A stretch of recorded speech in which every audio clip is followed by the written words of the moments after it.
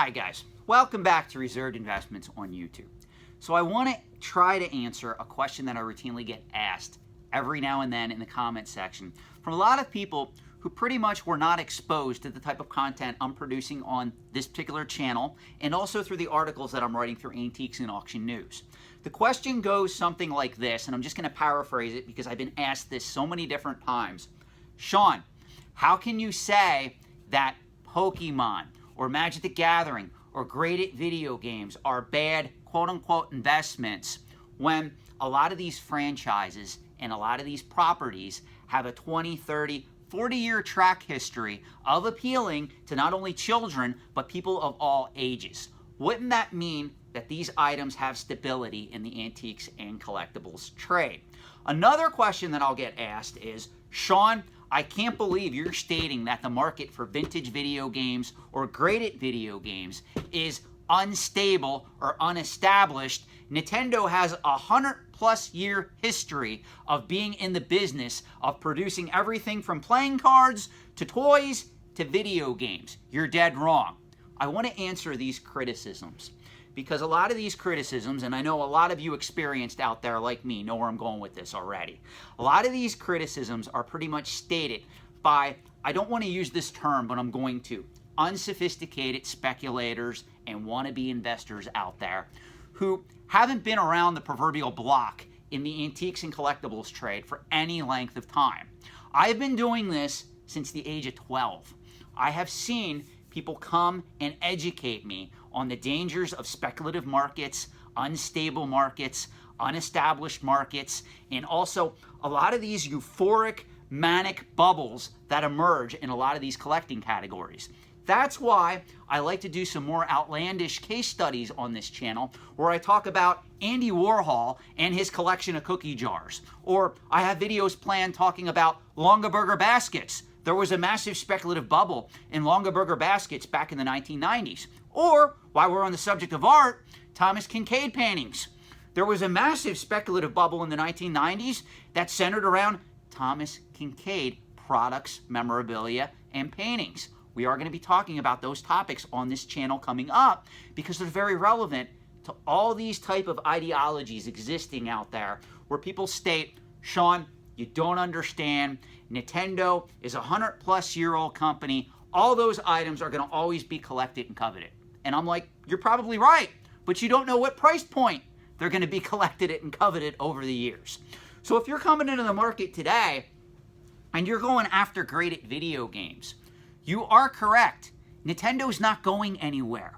I have never, ever come on this channel or wrote an article for Antiques and Auction News or any of the blogs that publish my work and said, you know what? You really shouldn't be buying vintage video games or Magic the Gathering or Pokemon because those companies are going to fundamentally collapse and they're not going to have any long-term exposure, not only in the antiques and collectibles trade, but also in the mindset of consumers. That is fundamentally false. I have never said that. What I'm stating, though, is it takes decades after a collecting category hits the mainstream for that market to become stable. I'm going to use this example right now. In the article that I was quoted in with the New York Times, a person in that particular article said they're selling a Contraforce graded by Wada Games in 9.0 condition for $7,000. Now, I'm going to ask you honestly, where are they getting that number from? If this was an 1881 Carson City Morgan Silver Dollar graded by PCGS in MS66 condition, I could go back almost 50 years and get a price history of that item. You cannot do that with a copy of Contraforce. The only thing you can do is you can go back to when that item was first made in the, I think, late 1980s, maybe early 1990s. I know that was one of the late release Konami games at the tail end of the Nintendo system's life, if I recall correctly. Well, yes, I agree with you. The item is scarce, but that doesn't mean it justifies a $7,000 price.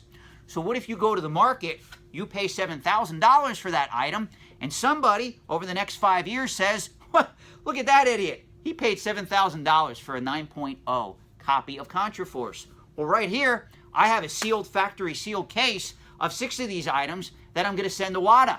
You know what that's going to do to the value of your Contraforce? Especially if those items come back 9.2, 9.4 condition, it's going to tank it. The market is too speculative. It is not established. Even when it comes to Pokemon, Magic the Gathering, all these markets right now are extremely speculative and they're being manipulated. There's a lot of people in the trade. Some of these people have YouTube channels, I hate to tell you guys, and they're manipulating these markets behind the scene, or they're even telling you that they're manipulating these markets. And people are still pouring money into these markets thinking they're going to make it big. Yes, certain people will come into this market, they'll get lucky. They'll be the blind squirrel who finds a nut. They're going to buy something for maybe $3,000, $5,000, and that item may go to $10,000. That item may go to $12,000. But what they're not going to tell you is, behind the scenes, since they're already spending that much, they've probably already tied up $20,000 in other items that may decrease in value. Speculators only remember their wins. They remember their losses personally, but they don't verbalize them. That's why, how many people do you know that have made a lot of money through long-term speculation in the antiques and collectibles trade? I can name some of these people on one hand if I had to count them. The people that got lucky, for instance, I know a guy, I'm not going to state his name, he's fairly well known. He's in the comic book market. He owned a newsstand back in the 1970s, and his father owned it back in the 1960s. Well, they managed to save a lot of these first edition comic books that were coming through, where they said, you know what, if it looks interesting, let's put it away, we'll save it, and most of them are in very fine plus, near mint condition. Well, ironically, even during the 1980s, 1990s, early 2000s, these people never sold these items. They kept them. Now with the advent of comic grading and the explosion of popularity of the Marvel Cinematic Universe and what DC is also doing, the prices for these items have been soaring. So what do you think? Now they turn to CGC, they get them graded, they sell them through Heritage Auctions or Comic Link or any of these higher end comic auction sites, and they're going to walk away 6-7 figures. That's an example of somebody who was able to make long-term speculation work in their favor. That is the exception, not the norm, guys. The people who were able to go out and collect vintage Nintendo games back around 2002, 2003, even all the way up to about 2008, those people, if they bought right, they can make money now selling into the market, whether their items are factory sealed or not. The market went haywire for all of this stuff. The people buying now, just because Nintendo is a prominent company, does not mean in another 10, 20, 30, 40, 50 years, kids that are born and living in those generations are going to want to come back and pay a premium to own this stuff. You want proof? Look at Magic the Gathering. Magic the Gathering hit a massive speculative spike when Rudy with Alpha Investments, who I like very much, came on the scene, and also with the advent of MTG Finance, along with the co-occurring rise in cryptocurrency. Because a lot of people that were making money in cryptocurrency needed a place to put that particular money that they were making into something physical or real. Well, a lot of them didn't turn to the stock market, they turned to the collectibles market. And one of the most popular collectibles at that time, thanks to Rudy and other YouTubers, was Magic the Gathering. So they poured all this money into reserve list Magic the Gathering cards. Well, let's circle this back around to the beginning. To the person who asks, Sean, you don't know what you're talking about.